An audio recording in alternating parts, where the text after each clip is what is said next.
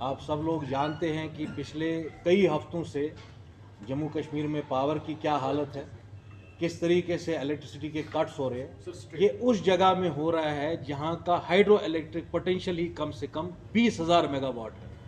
ये उस सरप्लस जगह में हो रहा है जहां पावर की कभी कोई किल्लत नहीं होनी चाहिए।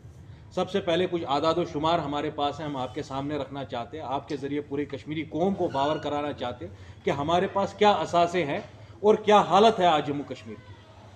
आप जानते होंगे 13 प्रोजेक्ट जो हमारे हैं Jammu Kashmir power development corporation चलाती है, जिसमें आपका बगलियार 1, बगलियार 2 और अपर सिंध और लोअर जेहलम के प्रोजेक्ट आते हैं। इसमें alone Baglihar 1 and Baglihar 2 produce power to the capacity of 900 megawatt. I am just putting some empirical data before you. तो हम ब्रास टैक्स पे आते, ये प्रॉब्लम आखिर क्यों हुई और इंतजामिया हमारी सो क्यों रही थी। जो एलजी साहब की इंतजामिया हमें बोलती है कि भाई 5 अगस्त 2019 के बाद पूरे जम्मू कश्मीर में हमने सड़कें जो है वो सोने की बनाई है, दूध की नहरें बह रही है, स्मार्ट सिटी बन गई है, Kashmir is at par with Europe and America. I want to ask him, central के जितने हमारे सेक्टर में जो मैनेज बाय एनएचपीसी प्रोजेक्ट्स है, चाहे उसमें सलाल है, उड़ी 1 है, दुलहस्ती है, टोटल हमारी जो ये हाइड्रो इलेक्ट्रिक पोटेंशियल है 3,500 मेगावाट है। अब ये कोई पहली बार तो नहीं हो रहा है कि जम्मू कश्मीर में विंटर्स आ रहे हैं या ठंड पड़ रही है या कोई ड्राई स्पेल है।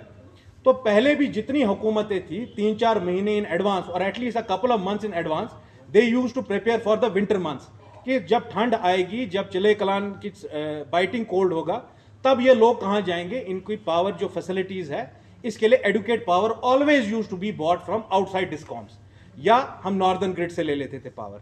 अब जो हमारे पास इन पे जो डाटा है, सितंबर में ही बगलियार की प्रोडक्शन जो 1050 मेगावाट से डाउन होके 700 मेगावाट हो गई।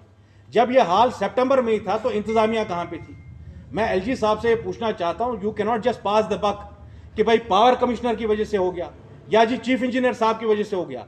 These decisions are not taken at the level of the power commissioner और the chief engineer. I need a very straight answer from LG Manoj Sinha and his coterie कि भाई वो सितंबर से क्या कर रहे थे, जब सितंबर में ही बगलियार की जो प्रोडक्शन है वो 1050 से 700 मेगावाट पे डाउन हो गई और आज के दिन लगभग 60 to 70% हमारा पावर जनरेशन जो है वो कम हो गया है। And we have, Kashmir has an annual budget of 1 lakh crore rupees. अगर आप 750 या 800 मेगावाट बिजली बाहर से खरीदते भी है तो it will not cost you more than 750 to 800 crore rupees. For a place, for a state, I will still call it a state because we don't agree with what has happened on 5th August 2019.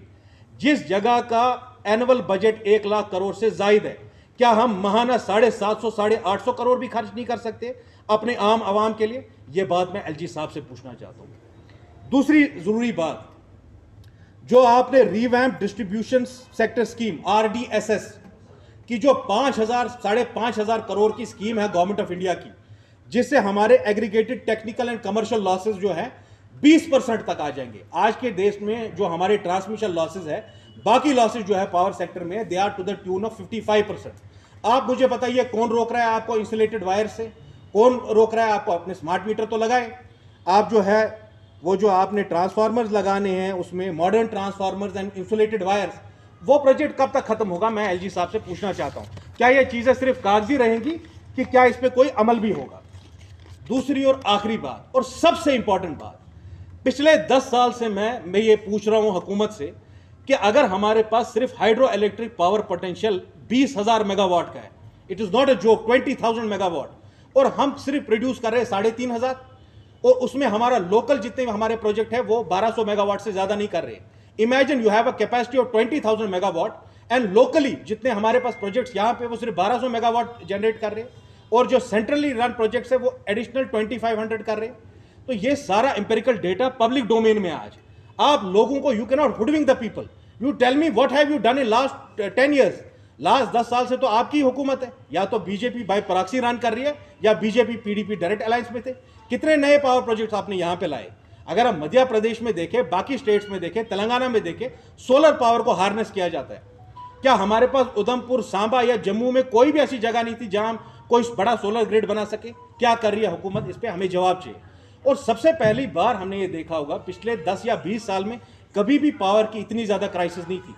Fully metered areas में भी 8-8, 9-9 घंटे के cuts लग रहे हैं। इसका कौन जिम्मेदार है एलजी साहब? Somebody will have to take responsibility. Just because of the fact that you are not a politician and you are an LG who has been sent by New Delhi and you are not answerable to the people of Jammu and Kashmir, ये तो हद हो गई है. हमारे अस्पतालों तक में पावर नहीं है. ये हालत है जम्मू कश्मीर की. इसको फिलफोर आप ठीक करिए, ये हमारी डिमांड रहेगी. You will have to buy power from the discoms and the northern grid and you have no option. If you are short on funds, please go to new Delhi, go to your home minister, go to your finance minister. वो तो आप ही के लोग हैं, आप ही के party से मुंसलिक लोग हैं, और जम्मू कश्मीर के लोगों को कुछ राहत पहुंचाइए आप. दूसरी इंपॉर्टेंट बात, आप हमारे साथ कुछ दोस्त है, ये पारिमपुरा के इलाके से है. आप सब लोग जानते हैं गवर्नमेंट ने ये स्कीम अनाउंस की.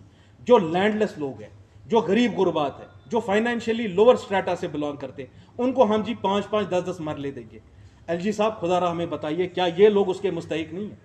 पिछले ही महीने आप लोगों ने भी वो कवर किया होगा, 17 घर खा के सर हो गए पारिमपुरा में. इन लोगों से कब तक आप इस्तेसाल करते रहेंगे? क्यों नहीं आप 5 या 10 मरले इनको अवार्ड करते हैं?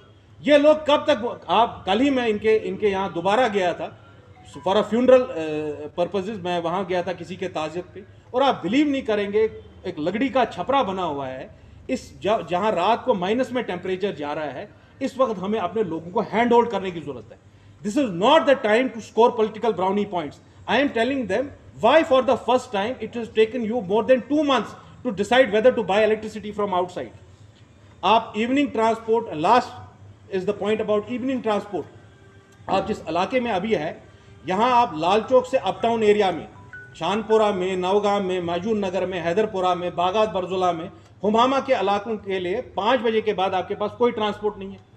ना नॉर्मल जो कैब्स आपकी चलती है और ना ही आपकी कोई वो प्राइवेट बसेस चल रही है. ये क्या हालत बना के रखी है? यही हाल आपका लाल चौक से हजरतबल स्ट्रेच का है. यही हाल आपका लाल चौक से वो क्या आता है हमारा हारवन वाले स्ट्रेच का है, जो आपके निशाद ब्रेन का जो सेक्टर है. तो ये सारी चीज़ों पे अमलावरी, सारी चीज़ों पे ध्यान देने की ज़रूरत है. बहुत बहुत शुक्रिया.